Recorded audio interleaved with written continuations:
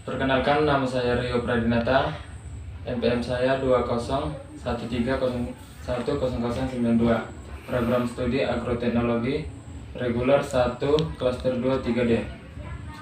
Di sini saya akan mempresentasikan tentang hama patogen atau penyakit jenis jamur dalam mata kuliah praktek perlindungan tanaman. Yang pertama itu ada jenis patogen Helminthosporium oryzae. Jenis penyakit ini banyak ditemukan pada pertanaman padi, terutama di tanah-tanah marginal yang subur atau kahat unsur hara tertentu. Penyakit ini dapat menyerang pada saat persemaian dan dapat mengakibatkan tanaman mati karena busuk pada koleokotil, batang dan akar. Serangan juga dapat terjadi pada daun dan bulir. Apabila bulir padi terserang, maka mutunya akan menurun. Dan gejala yang terjadi pada tanaman ini atau yang terlihat yaitu seperti gejala yang paling umum dari penyakit ini adalah adanya bercak berwarna coklat tua, berbentuk oval sampai bulat, berukuran sebesar seperti biji wijen pada permukaan daun, pada pelepah daun atau pada gabah. Gejala yang khas pada penyakit ini adalah adanya bercak coklat pada daun berbentuk oval yang merata di permukaan daun dengan titik tengah berwarna abu-abu atau putih. Titik abu-abu di tengah bercak merupakan gejala khas penyakit bercak daun di lapang. Dan selanjutnya cara pencegahan atau cara pengendaliannya. Ada beberapa cara pengendaliannya, yaitu seperti di bawah ini. 1. Jarak tanam. Maksudnya di sini jarak tanamnya tidak terlalu rapat atau agak dijaga. Yang kedua, menggunakan penanaman sistem legowo. Yang ketiga, jangan menggunakan pupuk urea berlebihan. Jika menggunakan pupuk urea harus seimbang dengan unsur kalium. Yang ketiga, mengaplikasikan fungisida pada daun tanaman padi, contohnya antrakol, ditane, dan fungisida kontak lainnya. Dan keempat, penanaman varietas tahan seperti varietas Cicerang dan Membrano. Yang kelima, pemupukan berimbang yang lengkap.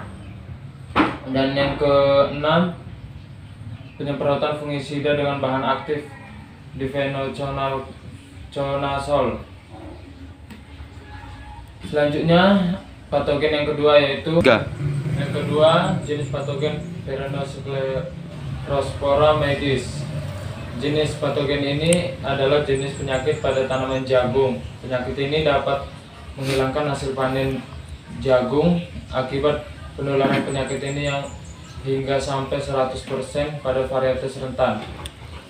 Gejala yang terlihat pada tanaman jagung ini yaitu terlihat adanya warna putih sampai kekuningan pada permukaan daun, diikuti oleh garis-garis klorotik, daun berbentuk kaku, tegak dan menyempit, bentuk tongkol yang tidak normal. Ciri-ciri lainnya yaitu pada pagi hari di bawah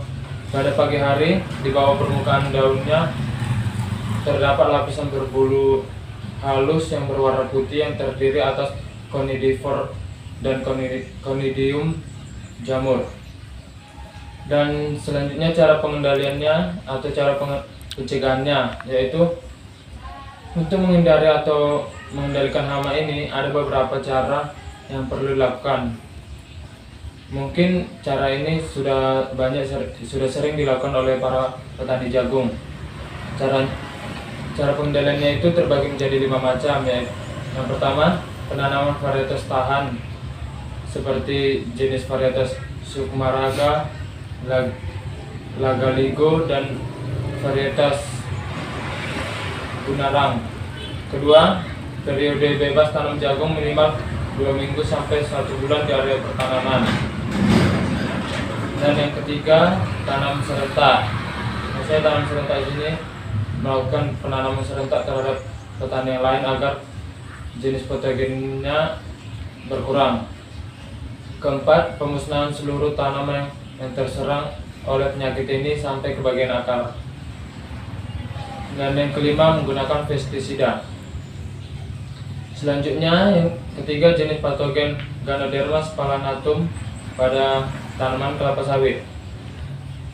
Ganoderma termasuk organisme eukariotik yang digolongkan dalam kelompok jamur sejati yang memiliki tubuh buah.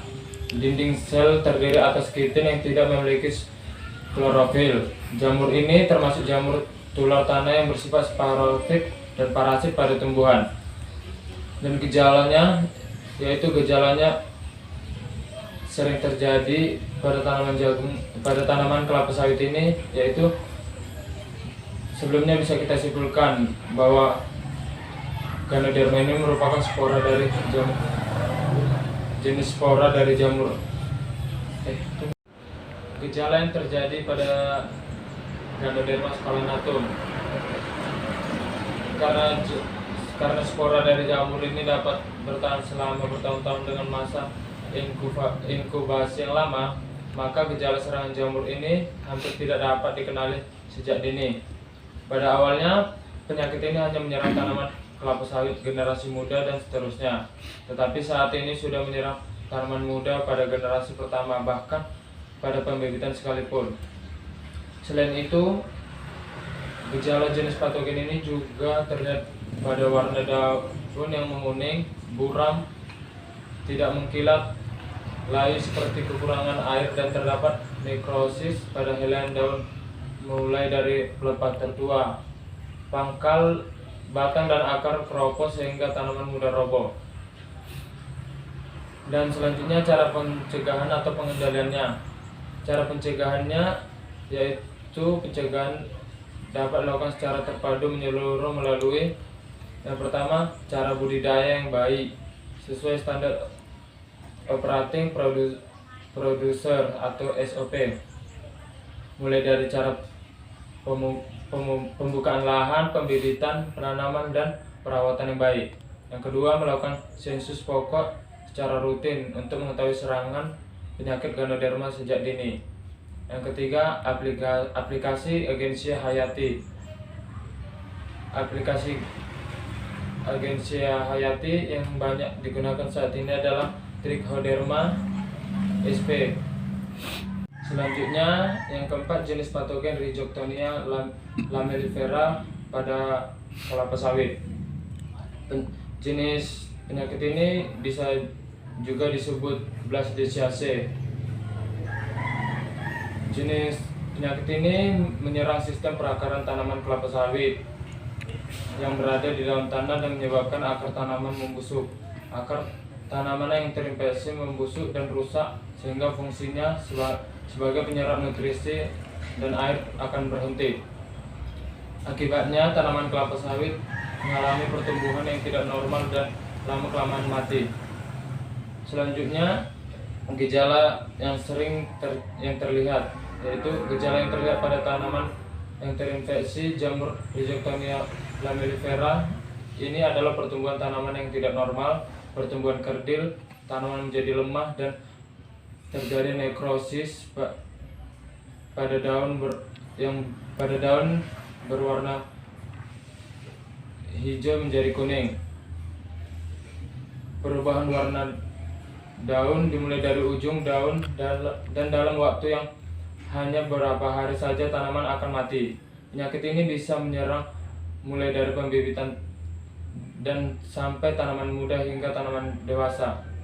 Selanjutnya, cara pencegahan dan pengendaliannya.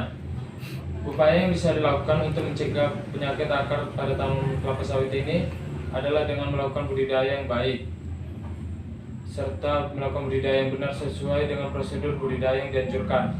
Tindakan yang paling efisien untuk mencegah penyakit akar sebaiknya dilakukan sejak dini, yaitu sejak pembibitan dan persemaian.